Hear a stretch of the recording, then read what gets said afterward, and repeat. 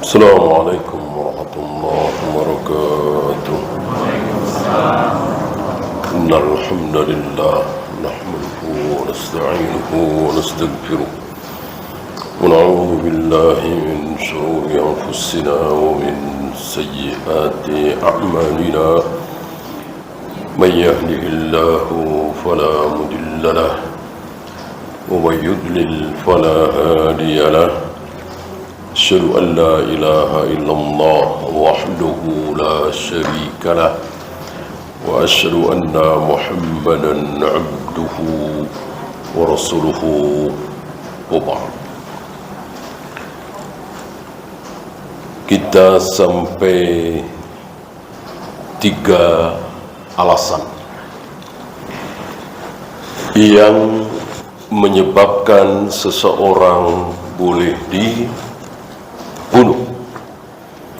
Ada 3 alasan. Sepertinya 3 ini bukan pembatas, karena kalau dirinci lebih lanjut bisa 4, bisa 5, dan banyak seperti ini. Ambil contoh misalnya,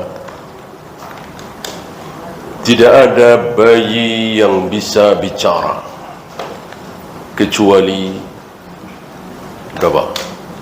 Kecuali 3. Ya, Nabi Isa, Juraij, satu lagi bukan Juraijnya ya, anak bayi itu, tahu antum kisahnya. Satu lagi Ashabul Ukhdud yang digendong oleh ibunya, yang ibunya maju mundur mau masuk ke api.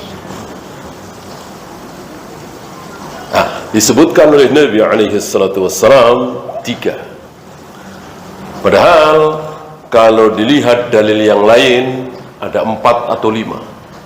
Salah satunya yang kisah Nabi Yusuf yang mengatakan jika bajunya sobek di depan berarti Yusuf yang mau kurang ajar, kalau sobeknya di belakang berarti Zulaikha yang mau kurang ajar. Diriwayatkan bahwa ini bayi. Apa maksud Nabi hanya 3? Yang dimaksud Bani Israel. Bani Israel.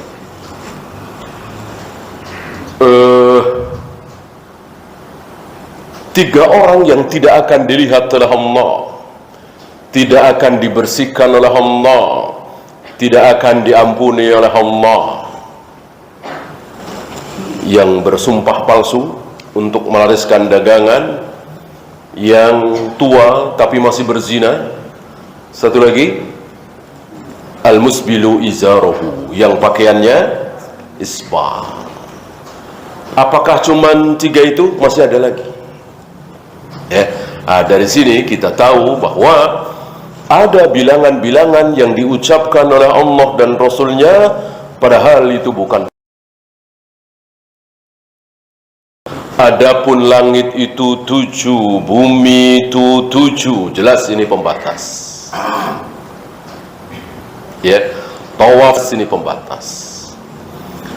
Dari sini maka jangan buru-buru kita mengatakan Nabi bilang ternyata, tapi bukan pembatas. Perlu kita bimbingan para ulama agar kita tidak salah menyimpulkan. Salah satunya ini saya bacakan.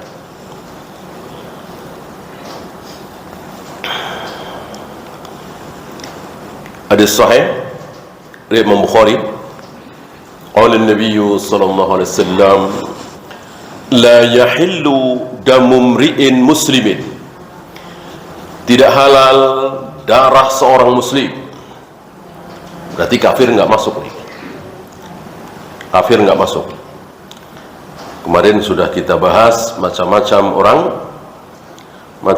orang kafir. Ada kafir zimmi, ada kafir muahad, ada kafir musta'man, ada kafir harbi. Ya. Nah, saudara-saudara kita, terutama anak-anak muda Khawarij, mereka tidak bisa membedakan ini. Dikiranya seluruh orang kafir itu harbi. Dikiranya seluruh orang kafir itu harbi. Maka dimanapun mereka dapati orang kafir, dibunuh. Ya. Padahal Abbas pernah memboncengkan Abu Sufyan keliling-keliling pasukan kaum muslimin. Waktu itu Abu Sufyan masih kafir, ada di Mekah. Rasul dan para sahabat sedang menuju Mekah, dan mempersilahkan Abu Sufyan untuk keliling-keliling melihat-lihat pemandangan bagaimana Rasul dan para sahabat. Gak ada satupun yang berani, kan sedang perang, padahal sedang perang, ya, sedang perang antara Mekah dan Madinah, kan sedang perang. Madinah negerinya kaum muslimin, Mekah negerinya kaum kafirin. Madinah dipimpin oleh Nabi sallallahu alaihi wasallam, Mekah dipimpin Abu Jahal, Abu Lahab, Abu Sufyan. Tidak satu, ya, karena salah satu keburukan jahiliyah tidak punya satu pemimpin, ya. Dan ini sebuah keburukan. Pemimpin itu harus satu.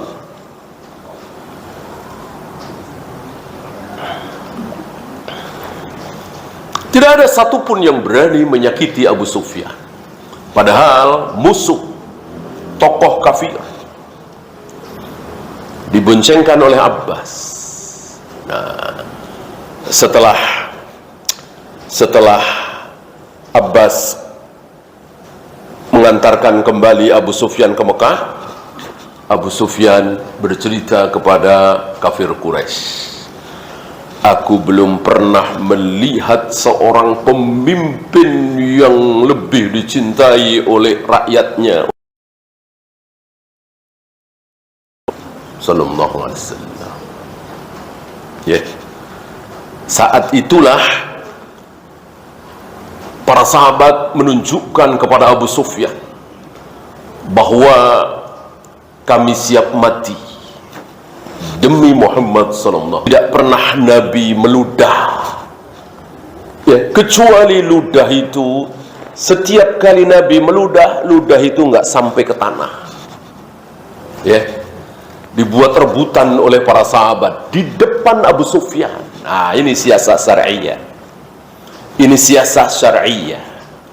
Ini bukan sunnah yang diikuti.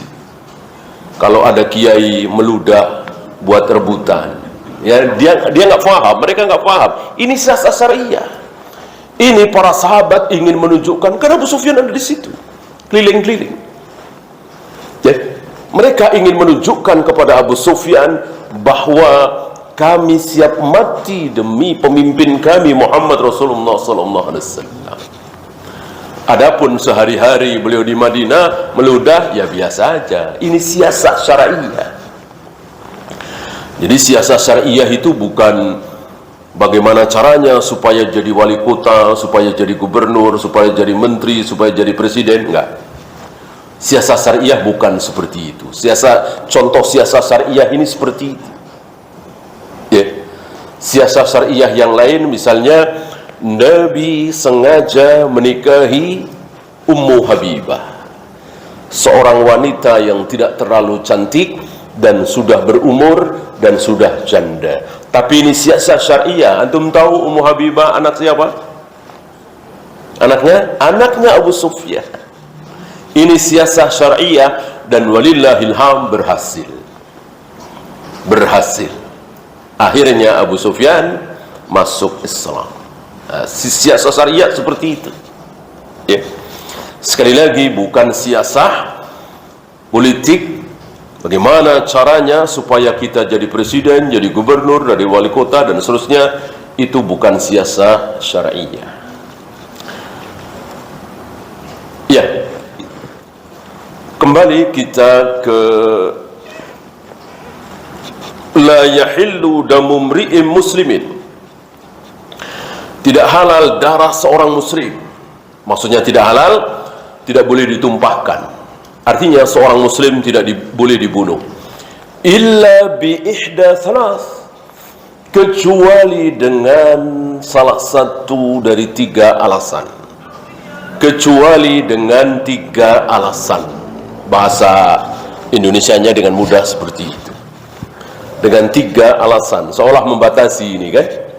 Tapi melihat dalil-dalil yang ada, ternyata ini bukan pembatas. Yang pertama, an-nafsi bin nafs, jiwa dengan jiwa, nyawa dengan nyawa. Apa maksudnya? Qisas. Kenapa si fulan yang muslim ini boleh dibunuh, harus dibunuh? Karena dia kemarin telah membunuh seorang muslim juga. Bukan membunuh orang ya, membunuh seorang muslim. Adapun membunuh seorang kafir, ada qisasnya apa tidak? Tidak.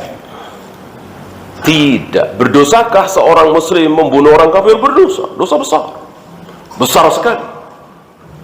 Tapi tidak ada qisas. Beda penempatannya. Dosa ya dosa, qisas ya qisas. Ya. Membunuh seorang non-muslim tidak ada qisas, walaupun berdosa, dosa besar. La yuktalu muslimun bikafirin. Sebenarnya Nabi alaihi salatu wassalam, tidak boleh seorang muslim dibunuh, diqisas gara-gara dia membunuh seorang kafir.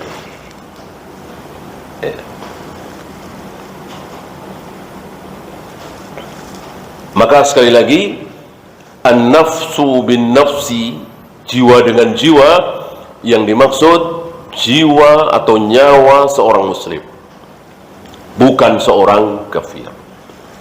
Dan kemarin sudah kita bahas hikmah dibalik qisas.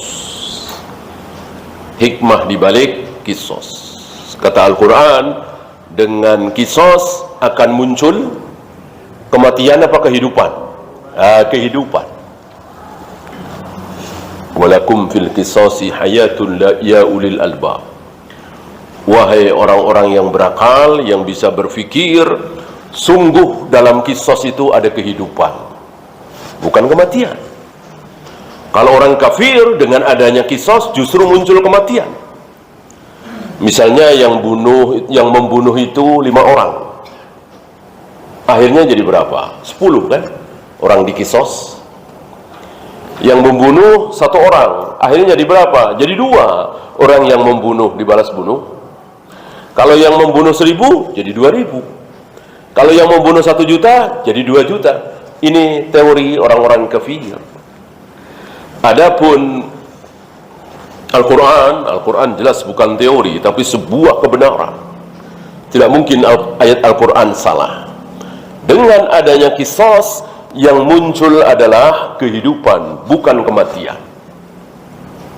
Dan terbukti hari ini, bahkan dari beberapa puluh tahun yang lalu. Mungkin antum pernah dengar seorang, apa istilahnya, kriminolog Amerika yang dengan jujur mengatakan pembunuhan paling sedikit di muka bumi ada di mana? Ada di Saudi. Ada di Saudi. Pembunuhan ada. Saudi ada. Tapi paling sedikit dibanding negara-negara lain, apalagi Amerika, Eropa, Jepang, dan seterusnya. Dan si kriminolog kafir ini mengatakan dengan jujur, yang paling banyak adalah Amerika. Dia katakan 1 menit berapa nyawa gitu. Ini bukti dari kebenaran ayat itu. Walakum fil qisasi hayatun ya ulil albab. Bahwa di dalam qisas muncul kehidupan, bukan kematian. Kenapa? Karena Saudi menerapkan hukum qisas. Dan secara kasat mata, secara logika akal, kita bisa faham orang-orang yang ada niat untuk membunuh ketika dia menyaksikan atau mengingat apa yang dia lihat sebulan yang lalu, 2 bulan yang lalu, ada kepala dipenggal karena dia membunuh, insya Allah dia akan berpikir 10 kali, 20 kali, 100 kali untuk membunuh. Karena kalau ketahuan, ya pasti dia dibunuh. Beda dengan negara-negara kafir, paling 19 tahun, 20 tahun, paling 15 tahun, nanti ada apa istilahnya, remisi dan seterusnya, ya. Apalagi bisa kong kali kong, sebagaimana yang terjadi di negeri kita ini.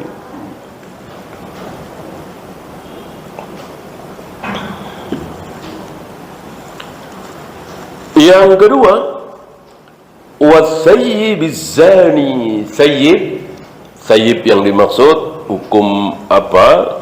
Arti di kamus janda.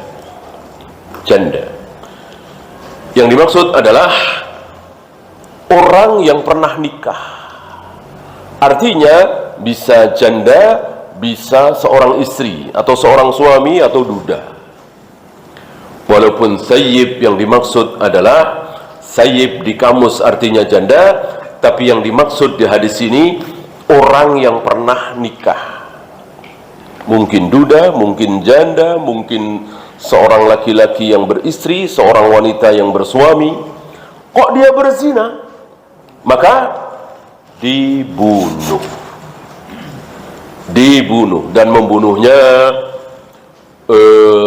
tidak dengan pedang, tidak dengan pistol, tidak dengan digantung dan seterusnya, tapi kepalanya dilempar dengan batunya kecil, tidak terlalu besar. Berapa kali?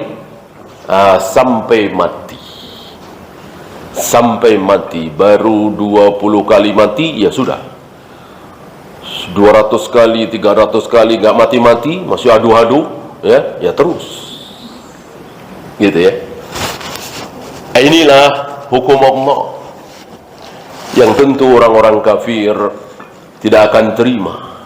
Apa salahnya dia berzina? Duda dengan janda misalnya, nggak ada yang disakiti, nggak hatinya, ya. Kalau punya istri atau punya suami tentu ada yang disakiti. Ini duda dengan janda, mungkin dua-duanya nggak punya anak misalnya, mau sama mau, apa salahnya? Nah, ini orang kafir. Orang kafir hanya pakai akal, rokyu, logika, nurani. Sedangkan kita kaum muslimin pakai wahyu, dalil, qala Allah wa qala Rasul. Nggak akan nyambung. Tidak akan nyambung. Maka biarkan orang kafir ngomong apa. Biarkan. Kita muslim, kita beriman. Mencuri, potong tangan, membunuh dikisas, berzina kalau dia pernah nikah direjam sampai mati dan seterusnya. Maka waktu itu pernah kita bahas, salah satu prinsip kita dalam menjalankan agama adalah walau karihal kafirun, walau karihal musyrikun, walau karihal munafikun. Walaupun orang-orang kafir, orang-orang musyrik, orang-orang munafik, non-muslim nggak suka, walaupun tetap kita jalankan. Inilah agama. Yang kita cari adalah ridha Allah, bukan ridha manusia, bukan ridha HAM, PBB, Amerika, Eropa, tidak. Ya, yang kita cari adalah ridha Allah. Walaupun orang-orang kafir tidak suka, benci. Yang terakhir, wattariku lidinihi al-mufariku lil jamaah. Orang yang keluar dari agama Islam tentunya, berarti murtad. Hukuman orang murtad adalah mati. Man baddala dinahu faqtulhu. Barang siapa yang mengganti agamanya dari Islam ke Kristen misalnya, Islam ke Buddha misalnya, Islam ke Hindu misalnya, bunuh. Bunuh kalau apa? Nah, ini kita harus paham. Apa iya ketika seseorang dari Islam ke Hindu, ketika dia sedang asyik melakukan ritual Hindu, dibunuh? Apa begitu? Ya. Dibunuh kalau dia tidak mau kembali lagi ke Islam. Itu maksudnya. Ya. Jadi kalau dia mau kembali lagi ke Islam, dia tidak dibunuh. Gitu. Jadi apa istilahnya? Ditawari dan diancam. Betul Anda keluar dari Islam? Betul. Anda tidak mau kembali lagi ke Islam? Enggak mau. Kalau begitu akan kami bunuh. Ya silakan saja. Lebih baik saya dibunuh daripada saya kembali lagi ke Islam. Bunuh. Ya. Beda kalau jawabnya, apakah Anda betul keluar dari Islam? Betul. Kalau begitu Anda harus kembali ke Islam. Enggak mau. Kalau enggak mau, Anda akan kami bunuh. Kok bunuh? Emang iya, dalilnya begitu. Ya kalau dibunuh saya kembali lagi ke Islam. Ya enggak apa-apa. Enggak apa-apa. Ya awalnya mungkin karena terpaksa. Berapa banyak sahabat ini ya, sahabat ya, bukan tabi'in lagi, bukan atba'u tabi'in lagi, bukan manusia hari ini, sahabat yang awal pertama kali masuk Islam karena terpaksa. Ya Abu Sufyan contohnya, mengaku sendiri, aku dulu begini, kata Abu Sufyan. Sampai pada akhirnya tidak ada pilihan bagiku kecuali masuk Islam. Terpaksa kan? Terpaksa. Akhirnya dia duduk di hadapan Nabi, dia mendengar wasiat Nabi, dia mendengarkan khutbah Nabi. Nabi berbicara tentang surga, tentang neraka, tentang mizan, tentang sirat, tentang alam kubur. Iman itu masuk ke dada Abu Sufyan. Jadilah Abu Sufyan seorang muslim yang baik, bahkan terbaik dibanding yang bukan sahabat tentunya. Mengalahkan Imam Syafi'i, Imam Bukhari, Imam Malik, Abu Hanifah dan seterusnya. Karena Abu Sufyan sahabat. Masuk dalam keumuman surat At-Taubah itu. Radhiyallahu anhum wa radu'an wa adda lahum jannat. Allah ridha kepada mereka, mereka ridha kepada Allah. Allah jamin mereka semua masuk surga. Abu Sufyan masuk di situ. Diawali oleh keterpaksaan. Maka enggak masalah. Ada orang masuk Islam karena nikah, enggak masalah. Masuk Islam karena dikasih makanan, enggak masalah. Masuk Islam karena apapun. Maka jika kita mendapati seorang kafir mau masuk Islam, langsung dipersilahkan baca syahadat. Belajar ini itu menebalkan keyakinan nanti setelah baca syahadat. Jangan disuruh yakin dulu. Yakin nih Bapak mau masuk Islam. Islam berat loh.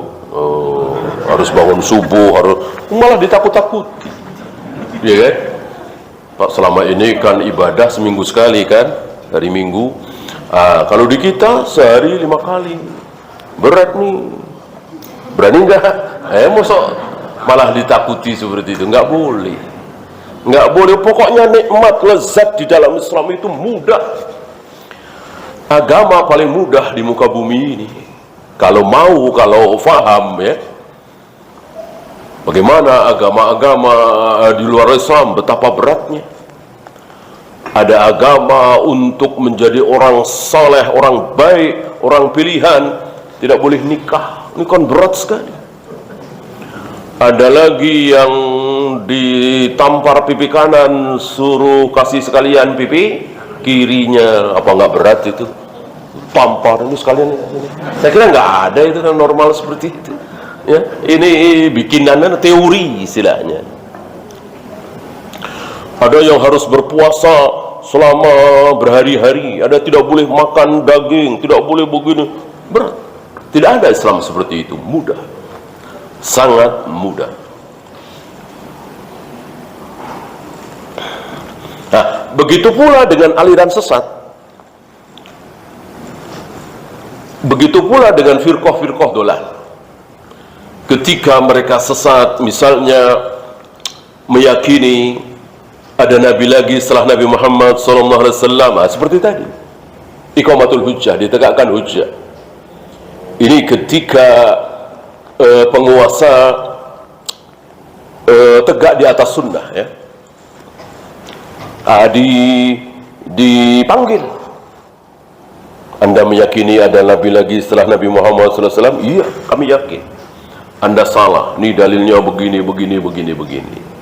Nggak mau terima. Kalau Anda nggak mau terima, masih bersikukuh ada nabi lagi setelah Nabi Muhammad SAW, maka Anda akan kami bunuh. Sama seperti tadi. Tergantung jawaban dia. Kalau dia menjawab, silahkan dibunuh. Daripada saya disuruh meyakini bahwa Nabi Muhammad SAW nabi terakhir, tidak ada nabi lagi setelah beliau, lebih baik saya dibunuh. Bunuh. Dan jangan disolati, jangan dikafani, jangan dikubur di pekuburan kaum muslimin, dan nyatakan kepada semua orang bahwa dia telah kafir. Ini yang dilakukan oleh para ulama, oleh para penguasa terhadap Ja'ad bin Dirham, Abu Ubaid, Jaham bin Sofwan, Syekh Siti Jenar, Ibnu Arabi, dan ada beberapa lagi. Tidak banyak. Tidak banyak. Saya kira tidak sampai ratusan, bahkan tidak sampai puluhan. Mungkin nggak sampai belasan, ya. Yang saya tahu cuma nama-nama tadi. Selebihnya tidak ada. Padahal orang-orang sesat yang sampai kepada kufur sedikit apa banyak? Tentu banyak sekali. Banyak sekali, tapi yang dinyatakan kafir oleh para ulama sedikit sekali. Disinilah kita tidak boleh gegabah.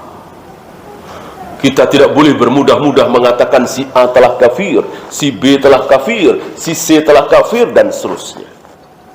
Padahal belum iqamatul hujjah.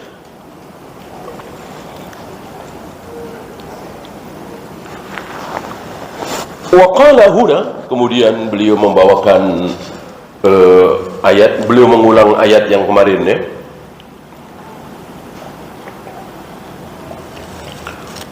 وَلَا تَقْتُلُوا النَّفْسَ الَّتِي حَرَّمَ اللَّهُ إِلَّا بِالْحَقِّ. Hadis di atas dalam rangka menjelaskan ayat ini. Jangan kalian membunuh jiwa. Nafas bermakna jiwa kalau menyangkut diri kita atau jin, ya. Adapun menyangkut Allah, tidak bisa. Jiwanya Allah tidak boleh. Kalimat ini tidak lazim, tidak ada. Adapun nafasnya Allah adakah? Ada. Antum ingat ucapan Nabi Isa ketika Nabi Isa ditanya oleh Allah, betulkah engkau dan ibumu mengaku sebagai Tuhan selain aku? Dijawab oleh Nabi Isa, ta'lamu ma fi nafsi wa la a'lamu ma fi nafsik. Ya Allah, engkau mengetahui apa yang ada di nafasku, diriku, jiwaku, sedangkan aku tidak mengetahui apa yang ada di nafasmu. Dari sini kita tahu bahwa antara Nabi Isa dengan Allah sama-sama punya nafas, punya diri. Tidak tepat saya kira kalau diterjemahkan punya jiwa, punya nyawa, ya. Untuk mengatakan bahwa Allah punya jiwa, punya nyawa, punya roh, butuh dalil. Kalau nggak ada dalil, diam. Kalau Allah memiliki tangan, tangannya dua, jelas dalilnya. Allah memiliki jari, jelas dalilnya. Allah memiliki tangan kanan, jelas dalilnya. Allah memiliki betis telapak kaki, jelas dalilnya. Tapi Allah memiliki hidung misalnya, pipi misalnya, ini nggak ada dalil, haram kita mengatakannya. Walaupun jelas Allah memiliki wajah. Adakah dalil tentang wajah Allah? Banyak. Banyak. Di antaranya Allah menghadapkan wajahnya ke wajah orang yang sedang sholat. Ada kalimat wajah Allah. kullu syai'in halikun illa wajhahu, segala sesuatu akan hancur binasa kecuali wajah Allah. Ada beberapa tentang wajah Allah. Nah, berhubung Allah punya wajah, otomatis Allah punya mata, punya hidung, punya pipi, punya mulut, punya bibir. Betul? Salah. Salah. Itu namanya kias. Mensifati Allah tidak boleh pakai kias. Bahwa semuanya harus pakai dalil. Mengatakan Allah punya wajah, jelas dalilnya. Allah memiliki mata, jelas dalilnya. Allah memiliki pipi, hidung, mulut, bibir bawah, bibir atas, mana dalil? Kalau nggak ada, diam. Gitu ya. Jadi akidah tauhid tidak boleh pakai kias. Semuanya harus pakai dalil. Dan dalilnya tidak boleh dibawa ke sana kemari. Sampai di situ titik. Ya.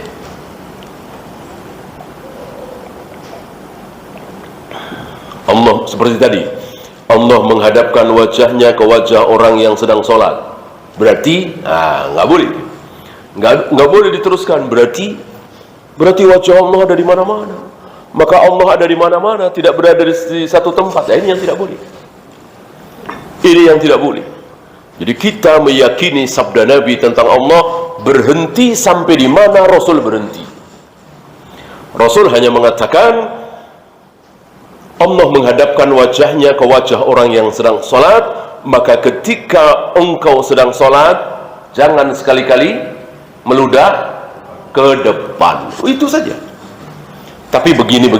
Ya, itu saja. Tidak kemudian Rasul dan para sahabat menyimpulkan berarti Allah ada di mana-mana. Karena tentu orang yang sholat itu ada di mana-mana. Ya. Berbeda ketika kita berbicara tentang halal, haram, ini boleh apa tidak, ini batil atau tidak, jual beli seperti ini boleh atau tidak, dan seterusnya. Itu ada kias di situ. Adapun berbicara tentang Allah, berhenti di dalil. Jangan kemudian satu dalil dilarikan ke sana kemari. Itulah Jahmiyah, Jabariyah, Asy'ariyah, Maturidiyah, Ahlul Kalam, Mu'tazilah, seperti itu. Ahlus Sunnah tidak. Ahlus Sunnah berhenti di dalil, titik sampai di situ, tidak dibawa kemana-mana.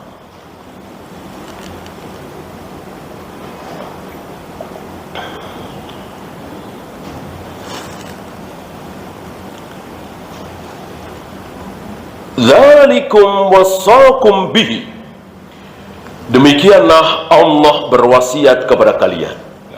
Ada istilah wasiat. Ini tidak hanya perintah, suruhan, tapi lebih dari itu apa? Wasiat. Wasiat itu sebuah perintah, tapi lebih dari sekedar perintah. Orang biasanya sungkan dengan wasiat. Saya pernah satu ketika menguburkan mayat seorang ustadz Ahlus Sunnah. Keluarganya belum ngaji sunnah, keluarganya bersikukuh, tali pocongnya dibuka, diazankan, dan seterusnya. Lumayan alot, ya, agak ribut. Tiba-tiba salah satu dari kami mengatakan, mohon maaf bapak-bapak, ibu-ibu, ini wasiat beliau. Ini wasiat beliau ketika beliau masih hidup, bahwa beliau ketika meninggal jangan dibuka tali pocongnya, jangan diazankan, dan seterusnya. Diam semua. Keluarganya diam semua. Dengar kata wasiat. Gitu. Maka ada baiknya kita berwasiat. Tentu kita tidak tahu kapan kita mati, ya kan? Bisa beberapa tahun lagi, bisa beberapa bulan lagi, bisa beberapa hari lagi, bahkan tidak mustahil besok pagi, besok sore, ya. Maka kita meninggalkan wasiat. Ada seorang sahabat, Ibnu Umar kalau tidak salah, beliau mengatakan, setiap kali aku tidur, wasiatku ada di bawah bantalku, karena merasa bahwa ajal itu akan datang kapanpun. Ya gini aja dah, misalnya antum yakin besok mati karena mau dihukum mati misalnya, kira-kira malam ini bikin wasiat nggak? Insya Allah, insya Allah. Banyak dari kita yang tidak bikin wasiat, tidak nitip wasiat, karena merasa kayaknya masih lama saya. Badan sehat, umur masih muda, 40 belum. Ya, riwayat penyakit jantung, paru-paru, ginjal, asam urat, kolesterol aman semua. Kayaknya masih lama. Nggak taunya keluar rumah ketabrak angkot misalnya, kan bisa aja. Ya kan? Maka tidak boleh kita merasa aman. Kapanpun kematian itu bisa terjadi. Ya di kiri kanan kita, apalagi kemarin ya, setahun yang lalu, 1,5 tahun yang lalu, kita nggak sangka saudara-saudara kita yang masih muda, segar bugar, meninggal tentu karena ajal. Karena ajal itu rahasia. Maka ada baiknya kita menulis wasiat, meninggalkan wasiat. Terutama jika kita merasa istri kita, anak-anak kita, saudara-saudara kita belum ada yang faham sunnah. Mungkin kita ngaji sunnah telat, umur 55 tahun, 60 tahun ngaji, sementara anak, istri, saudara, family nggak ada yang ngaji. Kita faham. Selama 4 tahun, 5 tahun terakhir belajar sunnah, kita faham ini bid'ah, ini syirik, ini nggak ada sunnahnya. Nah, disitulah pentingnya wasiat. Ya tentu kita ingin anak istri kita juga faham, tapi kan hidayah di tangan Allah. Kalau kita ngajinya dari anak-anak kita TK, insya Allah lebih mudah, ya kan? Anak TK, anak SD ya gimana yang ngajarin? Ini anak-anak sudah berkeluarga semua, atau masing-masing sudah pada ngaji masing-masing, bukan ngaji sunnah, kan bukan hal yang mudah. Disinilah perlu wasiat. Kalau aku meninggal nanti, jangan ditahlilkan, jangan diazani, jangan dibuka tali pocong, dan seterusnya dan seterusnya. Ya, bahkan ancaman mayat akan disiksa bibukai ahlihi, akibat ditangisi, diratapi oleh keluarganya. Itu yang dimaksud di situ. Yang dimaksud di situ. Ya. Kan hadis ini sempat dibantah oleh Aisyah dengan ayat ala taziru waziratu wizra ukhra wa alaysa lil insani illa ma sa'a. Dosa seseorang tidak mungkin ditanggung oleh orang lain, kan yang meratapi keluarganya. Mosok yang nanggung dosanya bapaknya yang telah mati? Dijawab bahwa satu, innal mayyita la yu'adzabu bi bukai ahlihi, bahwa mayat itu akan disiksa gara-gara diratapi oleh keluarganya. Satu, mayatnya orang kafir. Karena ala taziru wazratu wizra ukhra wa alaysa lil insani illa ma sa'a, itu khusus kaum muslimin. Khusus kaum muslimin. Tentu enggak berlaku dua ayat ini kepada orang-orang kafir. Ya, maka ketika ada seorang kafir mati, kok diratapi oleh keluarganya, maka ditambah azabnya. Ketika tidak diratapi tentu diazab. Ketika diratapi ditambah azabnya. Ya, maka haram bagi kita meratapi, menangisi kematian seorang kafir. Bahkan mengucapkan inna lillahi wa inna ilaihi raji'un, boleh apa tidak? Tidak boleh. Tidak boleh. Secara arti tentu nggak ada masalah. Segala sesuatu milik Allah, semuanya akan kembali kepada Allah, nggak masalah. Tapi Rasul dan para sahabat tidak pernah mengucapkan kalimat itu. Antum ingat ketika Rasulullah pertama kali diberitahu oleh Abu Talib, ya Rasulullah, ammu qad mata, ya Rasul, pamanmu yang sesat itu telah mati. Ada ucapan apa dari lisan Nabi? Nggak ada. Nabi tidak mengucapkan inna lillahi wa inna ilaihi raji'un, tidak. Nabi malah mengatakan kepada Ali, apa? Kuburkan. Kuburkan. Nggak ada ucapan inna lillahi. Karena inna lillahi wa inna ilaihi raji'un sunnah kita ucapkan ketika kita tertimpa musibah. Apakah meninggalnya seorang kafir musibah bagi kita kaum muslimin? Tidak. Tidak. Ya. Nah, karena bukan musibah, maka tidak ada sunnahnya mengucapkan inna lillah.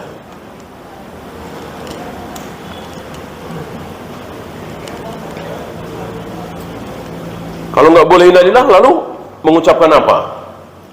Ya nggak usah mengucapkan apa-apa. Ya, nggak juga. Oh, alhamdulillah kalau begitu ya. Sebelum meninggal, alhamdulillah, nggak juga jadi fitnah kan? Ya kalau ada dalil nggak masalah. Kalau memang ada dalil ya. Nggak ada dalil, mana mengucapkan alhamdulillah? Bahwa kita merasa senang ketika tokoh kafir ahlul bidah meninggal, iya. Tapi mengucapkan alhamdulillah butuh dalil. Ya.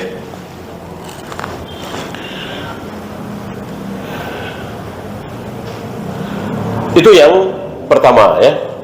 Jadi mayat itu akan disiksa kalau diratapi oleh keluarganya. Satu, mayatnya orang kafir. Dua, mayatnya seorang muslim yang dia tidak mau berwasiat. Padahal dia tahu kalau dia tidak berwasiat, hampir dipastikan akan diratapi, akan dibid'ai, akan ditahlilkan, akan diadzankan dan seterusnya. Ya. Wallahu a'lam. Masuk waktu? Silakan adzan dulu. Sallallahu ala Muhammadin sallallahu alaihi wasallam wa akhiru da'wana alhamdulillahi rabbil alamin.